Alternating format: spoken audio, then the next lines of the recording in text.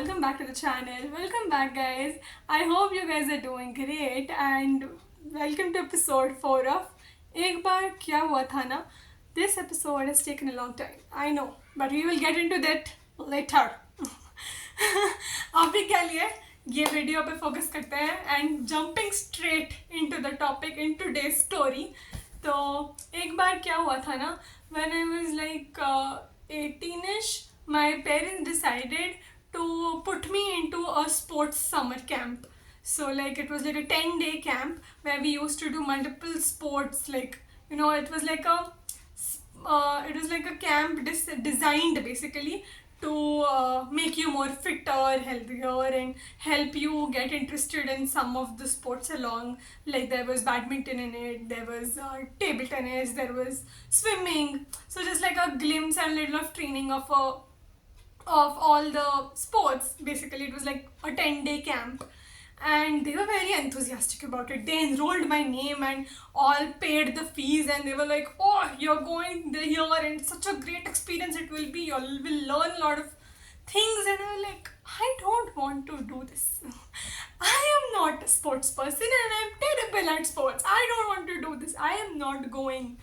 And they were like, no, it's like a vacation thing. It's a summer camp thing.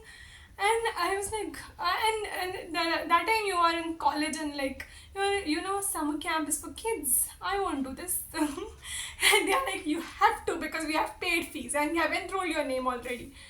And I was like, guys, vacation is something where you are expected to relax.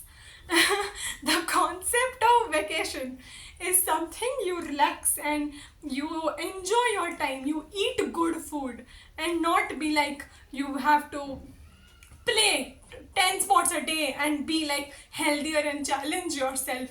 But they didn't listen to me and they pushed me into this vacation and this summer camp basically.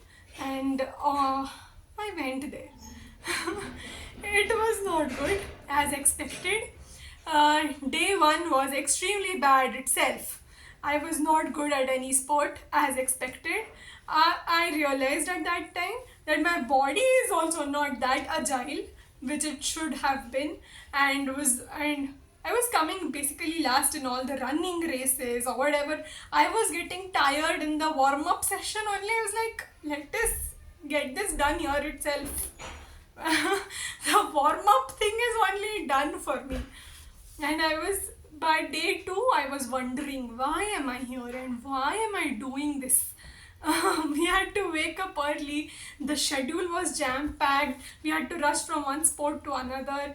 And I realized my capacity to start a conversation, make friends is also deteriorating, and I'm not able to hold a good conversation or make friends or genuinely ask for help to people because it is like, अरे you तो would know it only, नहीं पता, नहीं आ रहा है मुझको और मुझको खेलना भी नहीं है. But yeah, thinking about it, I was very bad and I was very complaining about every other thing because I was genuinely frustrated and I wanted to run back home. I used to call my mom and just be like, this, why have you done this to me? Why are you doing this? I don't want to go in this camp. I want to come back home. Please come and pick me up and end this here. But she was very reluctant and she was like, give it another chance. Start it with a positive note. Help yourself. Encourage yourself. Where will the encourage come from? Like, you're failing constantly. How to find that encouragement? And everybody is doing great. And there was a lot of stress and pressure I was putting on my own self is what I realized. And on the 4th day, I remember clearly that what happened was while playing one of the sport, I guess it was badminton, and I missed the while playing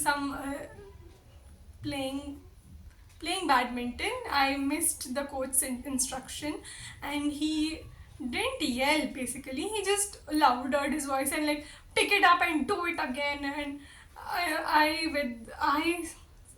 was this close to a breakdown because I had put a lot of pressure, and all these 4 days I was just questioning myself, complaining, and just wanted to burst down. And he putting that pressure on me made me like I was like, shit, I can't do this, and I was this close to breakdown. But that anger pushed me to do a smash, and luckily that thing ended, and people encouraged me to winning that point basically. But I already had tears in my eyes, and I ran straight to the washroom and sat there in the toilet, locked myself like any other individual would do, and started crying that why I'm on this earth, I am doing it, and why I just want to get out of this. I called my mom, but there was no network. So in the WhatsApp, I started typing, I don't want to do this. I want to go out of this.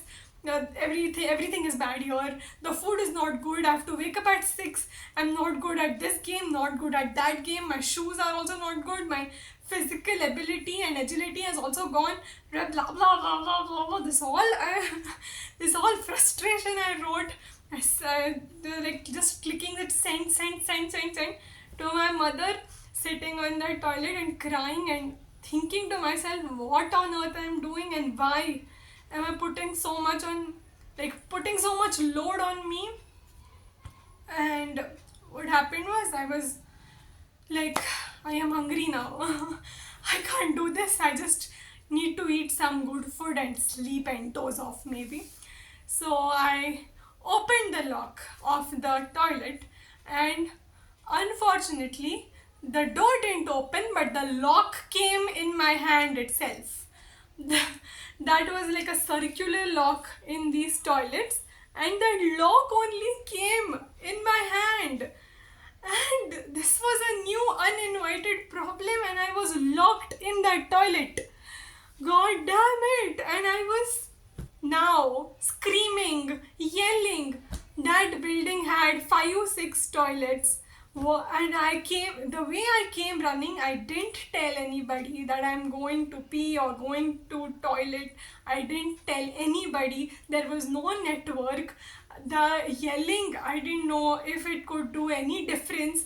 And now I'm sitting down and thinking, what shit I have get into, and how to get out of this now, how to get out of this toilet space. And I was crying again, thinking, how do I get out of here now? Forget about getting out of the camp now. How to get out of this damn toilet? That the door is locked. The lock is in my hand. What to do, God? And because I had a lot of time, I tried doing everything which would help, jumping out of the door or anything, but nothing worked basically. So I was just like very patiently waiting that somebody will come in this toilet, and then I will tell them to please open the door from the outside. So meanwhile, when I was sitting there, I was reading my own texts which I had sent to my mother, uh, and I was reading it, and I was thinking to myself that why have I written so aggressively and so rudely to my parents, and just I calmed myself down, and then I realized that I have been complaining a lot, and I had complaining very much that I have even failed to see that I won that one point, and I actually everybody was clapping or celebrating that moment of joy with for me. Apart from me, everybody else was doing it, and in that entire complaining zone, in that very sad zone, the amount of pressure and baggage basically I put on myself was so much that I didn't care to see anything else but this, that how big the problem is for my own sake. And now now we are stuck into another different problem which we didn't think of coming, which we didn't wanted to come also, and all these things seemed so irrelevant and so small. And I was telling this to God that please may somebody come, Krishna, and I promise to wake up early. I will try my best to to be good at every sport. I would try best to learn new things. I will try my best to make good friends, but just let somebody come in this toilet and open this damn door so that I can get out of this toilet space. And I was thinking hard, and I was deleting all the texts that I had sent to my mother. And I realized that when you enter something with already a lot of negative baggage, it is very difficult to find a positive opening, because the more you focus and more you complain on a particular thing, the surroundings turn out to be that, like, to that consequence only. You are not able to find the positive opening. Maybe there isn't any positive opening as such, but you are not able to even put your mind into any delusional positive stuff happening also, because you're so much fogged up in your brain about all the negative things happening around you, and you're complaining so hard about it. After all this TED talk to myself and to this realization, and after all, I guess I was stuck in that toilet for almost 3 hours. Oh, yeah, without any network. I was thinking all these things to myself, cried well in that toilet, and finally, woman came, and I knocked the door, and like, I'm stuck here. And she was like, oh my god, what happened? And she opened the door, and I told her, this happened. The lock only came in my hand, and I was locked here, and told her the entire story. And she's like, oh, we are so sorry. You could have shouted or yelled or called. I was like, there is no network here. I had no other option to wait. And that is also when I realized that if you are very patient, you have to be very patient with yourself also, especially when you are learning new things. It is very difficult. You can have multiple breakdowns in this entire process, but you have to have that patience in you, and you have to reduce the amount of complaining. You have to reduce the amount of complaints, plural, that you keep making to yourself. And I ran towards my coach, and I ran towards one of the female friends I was talking to nicely, and I hugged her, and I was like, and she appreciated me back, and she told me, where were you? Where were you lost? We were trying to search you. And I told her the entire incident, that I was locked and all. And she was telling me that after you went running, the coach was giving your example, that how you were trying so hard in all these 3 days, and or finally on the fourth day you won this point. Why did you run like that? Everybody was cheering you up. And I was like, shit, I missed this moment. Shit, this is what I wanted. This little appreciation is what I was all craving for these 4 days. And the moment I got that, where was I? In that toilet, crying to myself that how bad I am to myself. And I went to that coach and apologized him that I shouldn't have run like that after the game. I should have waited, vagera. But that coach was also like, are you okay? And where were you? And I told him the entire thing. And he was like, you're doing good. Try doing good. And suddenly now that I've focused maybe on the good thing, he was also appreciating much. And somehow in the the rest of the 6 days went much better than the initial 3-4 days. And fast forward to today, we keep this incident in mind, and we always make sure that however things get darker and very bad, and we are stuck at very baddest of the things, we try to not complain much about things, and to understand that where things are going, maybe you can't do it all the time. It's very difficult. It is easier said than done, and it is easier said in this 14-minute long video than to actually practice in life. But we try to not complain more.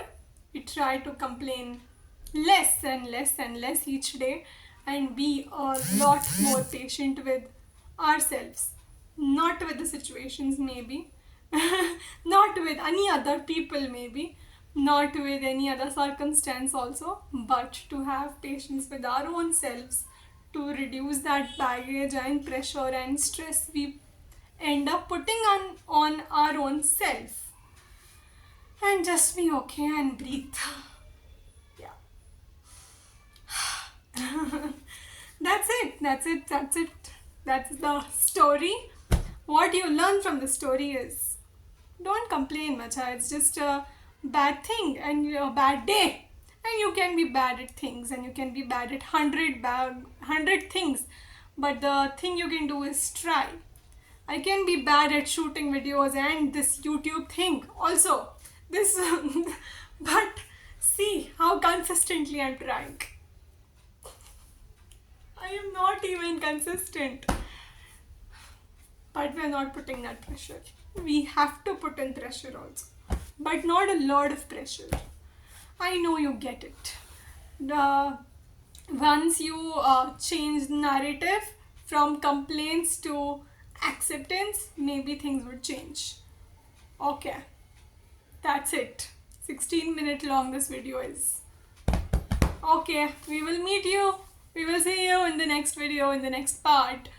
Bye bye. I hope you have a good day after listening to this. Share your stories in the comment section. Like, share, comment, subscribe, and bye. Khush rahiye, umeed na hariye. Stay safe. Take care.